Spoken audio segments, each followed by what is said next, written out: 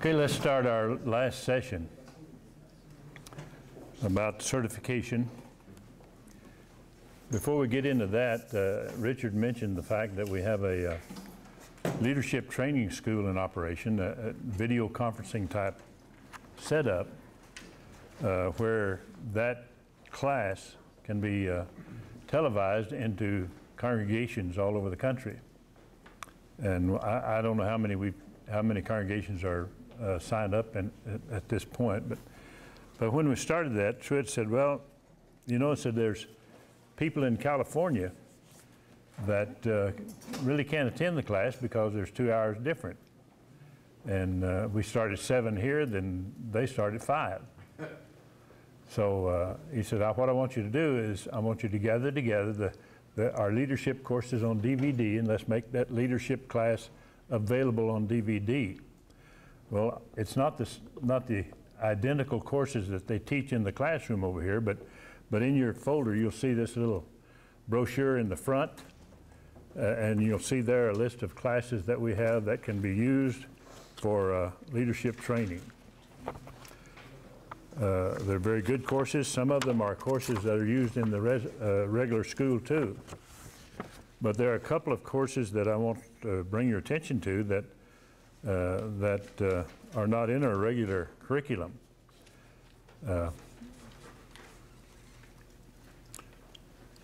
One of them is The Shepherds Among the Sheep, taught by Truman Scott. And I've gone through this course. Of course, I've written a study guide to go with it, and I've proofread his book and corrected typos and whatever, you know. So I've gone through it a number of times my own self. And I want to tell you that it is an excellent leadership course. If you don't get any of the others, get that one. But let me back up a minute. It's not ready to go yet. But when it is, I just highly recommend it. Now, another one is by him as well on the bottom, Leader Strong Churches. Another really excellent course that I just believe that every elder in the country ought to go through that course, ought to take that course. It will enhance your leadership in such a way that just unimaginable, and it is ready. But again, I've gone through it myself. You know, there's not any courses in here that I've not already gone through. You know that, don't you? Yes. And some of them I've gone through any number of times. When we started out with cassette tapes. And so I was deeply involved in writing all the study guide books for our courses and to fit those tapes. When we came over to the videos, I had to go through the same thing all over again, and I wrote different study guides to go with all the courses. So when you hear somebody griping about the courses, just tell them, Virgil's been through them 14 times, and he's still learning. Still learning. Doyle Gillum, who I showed you his picture yesterday, came to me, and I may have told you this yesterday. You know, when you get my age, you forget from day to day what you've said the day before. But he came to me here a while back, and he said, Virgil, this test is too hard. I said, well, Doyle, it's just kind of like the test that you give in school. He said, I never gave any tests like this. I said, I said, let me remind you of something. I said, I had a student come over and ask me what this question was on your test. And I said, you remember what question it was? He said, no. I said, you had a question on your test that said, who in the Old Testament said, he went that way? Anybody know who did that? So, no, I said, no, of course you don't. Well, I do, but... I said, was that Ehud? No, it was the old, incident of the old prophet sending back the young man, or the prophet that come, you know, and to Rehoboam. Was it Rehoboam or I've forgotten who? Jeroboam. Jeroboam. That's what I was trying to think. Jeroboam. Well, I said, Doyle, when you have questions like that on your test, don't gripe about my test. But some of the tests are hard, aren't they? If you've been through them, you know they're hard. But you don't learn anything unless you have to struggle for it. As a matter of fact, I heard one of you say just recently that you need a little suffering to grow. And I'm not going to name any names for the benefit of the person who said it. That shepherds among the sheep going to be out. What's the approximate? Well, I'm working on it now. I've got the study guide done. We've got it on video. Actually, basically all I'm waiting for is Richard to do a cover for the book and for the study guide book. And Richard, being Richard, he's busier than a one-armed paper hanger in a West Texas dust storm. But it should be out within the next month or so. But it is really good. Both those courses are excellent. Okay, that's the commercial. Let's look at our book in section 6, certification guidelines. I need to discuss with you just a minute about satellite school levels. There is the consumer level, and we have several churches who are just using our materials in their Bible classes, in other ways, holding classes that have no pretension of being a satellite school. And a lot of our satellite schools start this way. They simply purchase the materials from us. They use the materials to teach and train their members. Some of them use them for sermons on Sunday night. Some of them use them just in their Bible classes. We have a church in Atlanta, Georgia, a large church, and probably some of you know Orpheus Hayward. Hayward, did I say that right? Yeah. Orpheus, I know Orpheus, I said right. I don't know if it's Hayward or Haywood. Haywood, yeah. But they use our materials in their Bible classes. I mean, they order 150 study guides at a whack, and they use them in their Bible class. But they're not a satellite school, and that's all right. You know, when you're leadership and eldership in the congregation, use whatever means you can to mature people in the congregation. But then there's another level, and that's the affiliated level. And these are just terms that kind of describe where people are. And that is the level where you say, hey, we want to be a satellite school. We want to be recognized as a satellite school. And so you begin a satellite school, and you get all the paperwork filled out and everything all lined out, and you begin a satellite school in the church building or in some building there in the city. But still, you're not fully a certified school. An affiliated school has all the privileges of basically of a certified school, but it's not a certified school. Now, a certified school has to have certified administrators. They have to have been trained either here or by Jerry or myself coming there and training. Here of late, we've started that kind of a situation. Jerry has been to a number of places where he's gone, and the church has hosted it, and they've gathered people in from around the community, the region, and he's trained certified ministers in that, administrators in that way. But a certified school has to have a certified minister. You're going to get a certificate soon that names you as a certified school administrator, satellite school administrator. I would encourage you to hang that in the room where where you hold your classes, in your office, somewhere where it's obvious that that's who you are.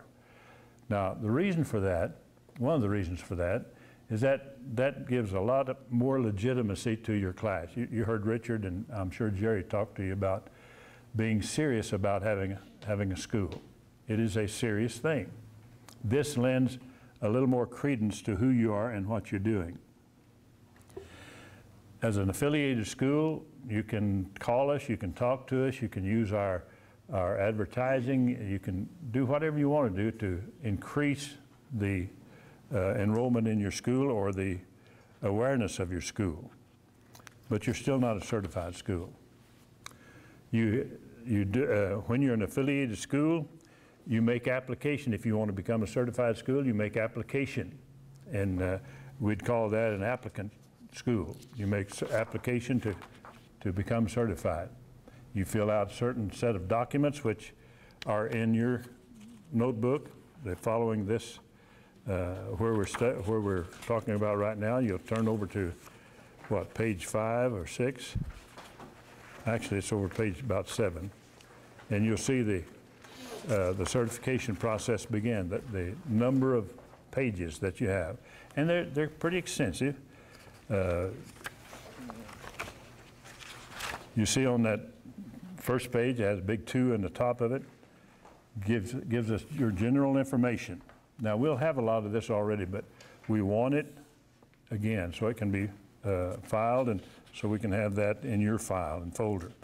You'll notice that in the Roman numeral 3, that elders recognize and recognized leaders must agree to it. And we want their names and their phone numbers, preacher's name and address, and how long you've been a satellite school. You can't become a certified school until you've been in existence for a year. We want you to experience being a satellite school for a year before you can apply for certification. We want the assurance from you that the church will not just let the school drop because of finances, and so on and so forth. History of student enrollment, and you can go through that and see that. School personnel, administrators will need his name and particulars about him. How you relate to the other congregations in the community, number of things. On the last page on that, you'll see the authorizing signatures. And I know that Jerry covered a little bit of this, but this is a place for the elders or the leadership to sign. A school is not going to be successful if it's not backed by the leaders of the congregation, whether they be elders or whether it's a congregation that doesn't have elders, those who are recognized leaders in the congregation. You know, we don't want some old sorehead's name on there, and you'll have some of those. But that's a promise to us, and we don't take it lightly, and I hope you don't. That's a promise to us that the church there is serious about a satellite school.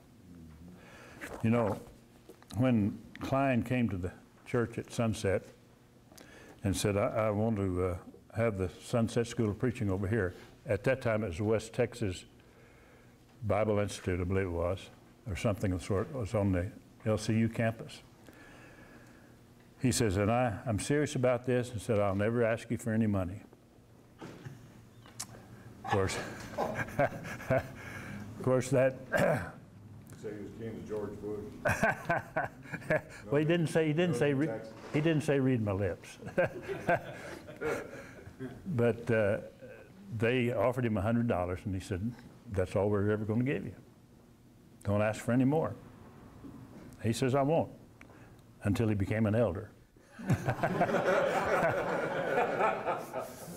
And of course, eventually they became serious about it, and the school became a serious thing, and they began to support the school wholeheartedly. And today they contribute a great deal to the school.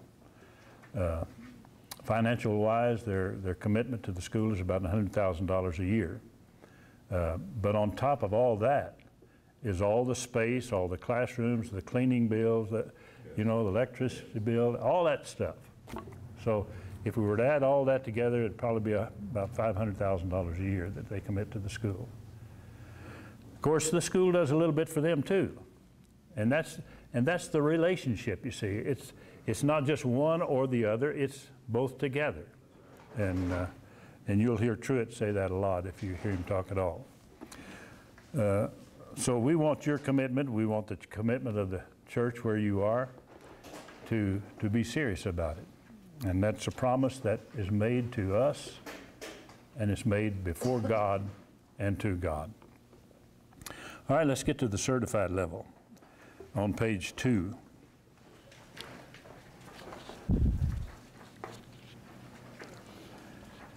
And I know that Jerry covered with you the concept of a Bachelor of Biblical Studies degree, and you are able to gain a degree through satellite school training.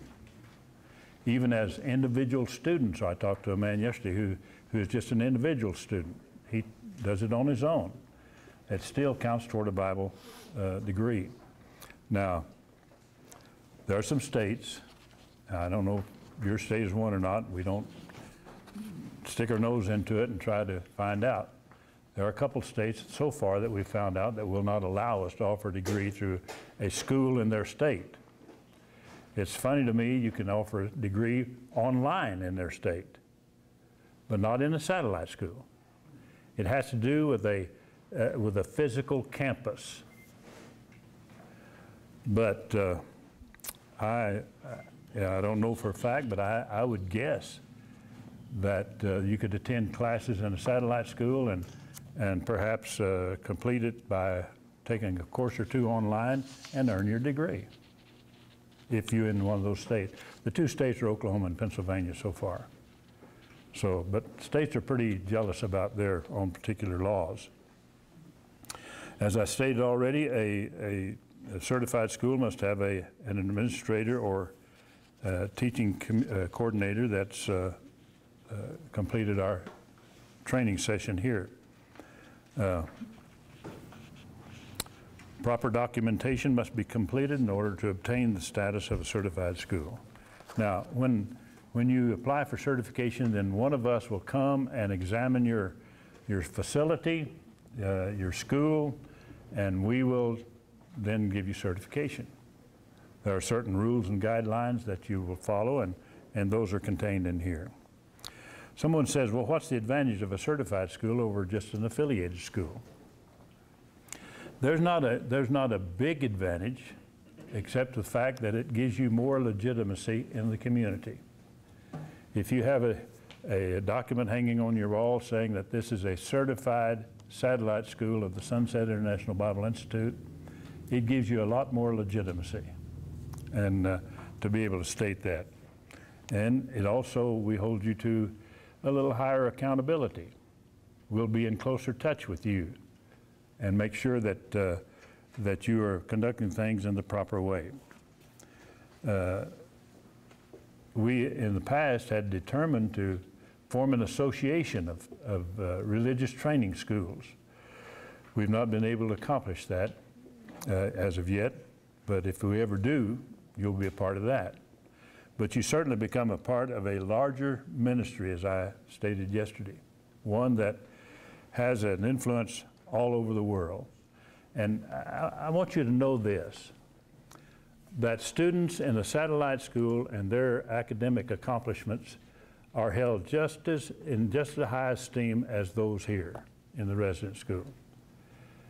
Our president, Truett Adair, says that the courses, even though they might differ a little bit in the courses that are offered, but the courses are counted just as highly esteemed in satellite schools as they are here in the resident school. So you don't have to back up to receive your degree. And as Doyle pointed out, sometimes it's a little tougher in satellite schools. The testing is a little tougher. The paper writing is a little tougher. But we want your education, or we want your students' education, to be a legitimate education in the Bible. We've graduated already, I don't have the exact number, but over 100 men and women as well. And the men, many of the men are out preaching in congregations all over the country. I guess Brother Ruff here could testify to that, couldn't you? If I remember correctly, the satellite school in Roosevelt, New York, graduated about 10 people? Five graduated from the satellite school. Okay. Five graduated. And they're out preaching, for the most part. If they're not too old and retired, you know, like some of us. They're still preaching. They're still preaching, that's right. So I just want to impress upon you that the education that your students get in a satellite school is legitimate. And we want the whole world to know that. We want the community to know that. And if you have a student who takes 8 or 10 courses through a satellite school and saying, this is just going too slow, I want to go to Lubbock and go through the resident school. Those courses will transfer into the resident school. So, or vice versa. You know, it'll go the other way as well. Okay, but over on page 4.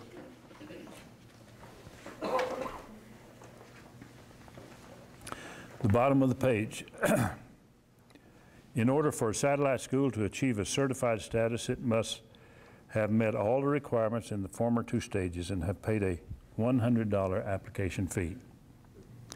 When the school has been certified, SIBI will issue a certificate for the school to display in the classroom showing certified status. In order to maintain certification, it will be necessary to be evaluated by SIBI every 3 years. Now, this can be done over the phone with a few questions and verification that you're still what you were when we certified you. We don't have to come and look at it again.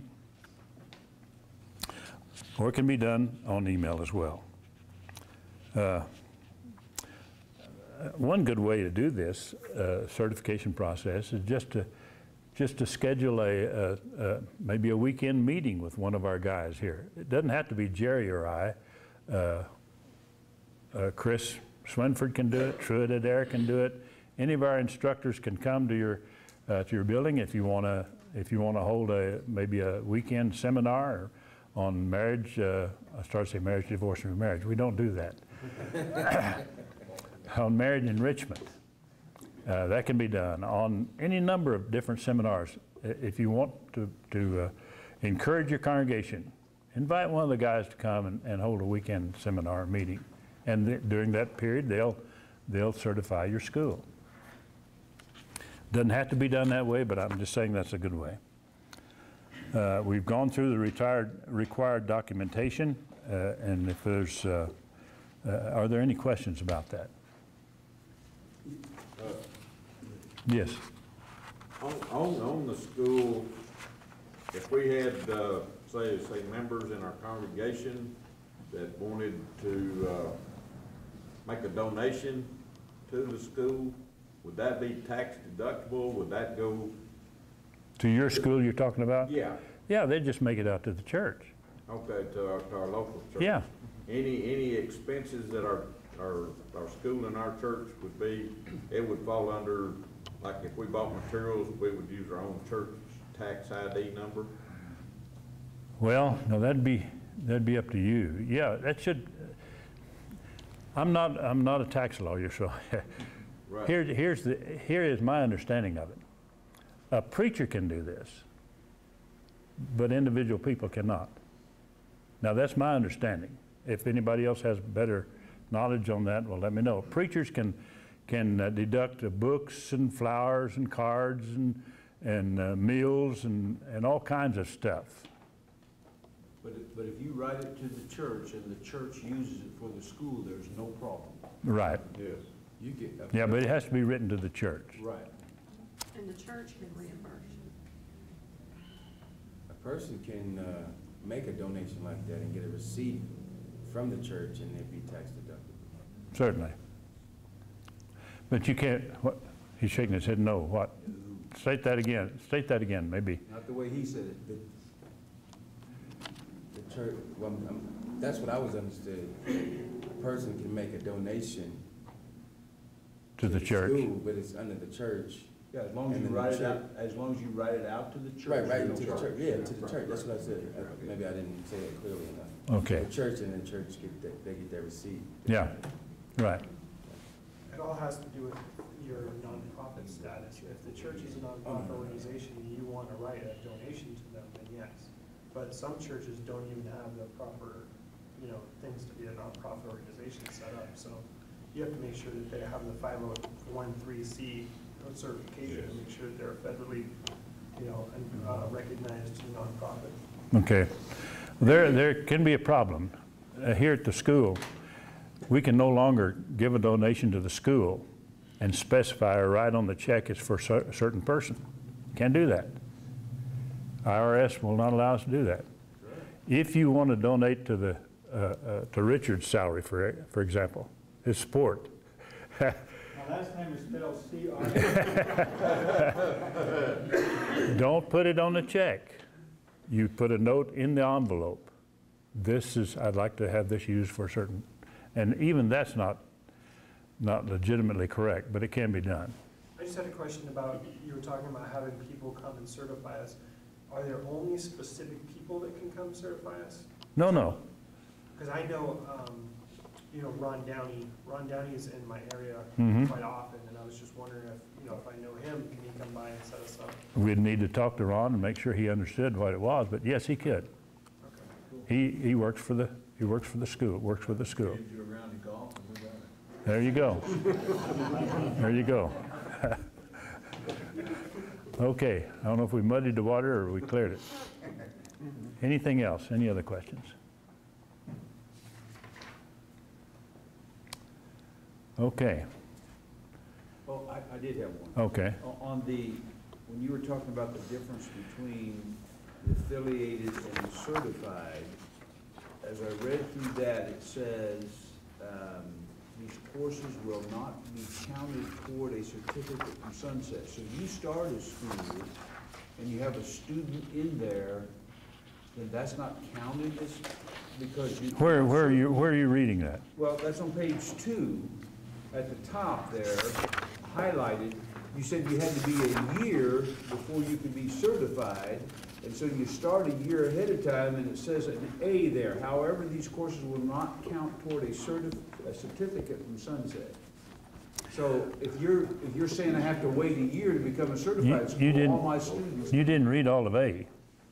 Read the first part of it. They may also be the courses taught locally with materials from other sources. Oh, from other sources. Yeah. Okay. I read it, but it didn't. Didn't register? Yeah, it didn't. We do not, well, let's see, I had, who was it yesterday to talk to me about Greek course? Oh, okay, Gary over here. He said they have a professor of Greek from Heritage, was it?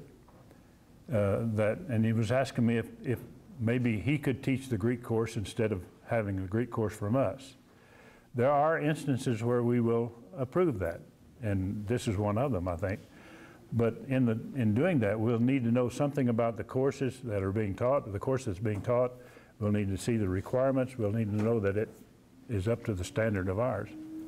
So, no, as soon as, obviously, anybody taking the courses for credit, doing the work, they will be credited with that work, whether they're in the school or whether they're individual, whether the school's affiliated, or whatever it might be. If a student anywhere, anytime is doing the work and being tested, then he'll receive credit for it.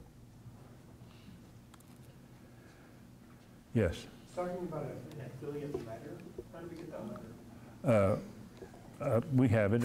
I should have had it in here, but I guess I don't. But we have it. Yeah, it's simply a letter stating, we want to be a satellite, and an ad-libbing, we want to be a satellite school, and we sign this letter as a token or as proof that we're serious about this. And So that's a letter from us to you? Yeah. Okay. Well, actually, it's a letter we send to you and you sign it. And we sign it as well, stating that we also are serious about it. And we'll probably send it to you by email. Anything else? Any questions? Any comments?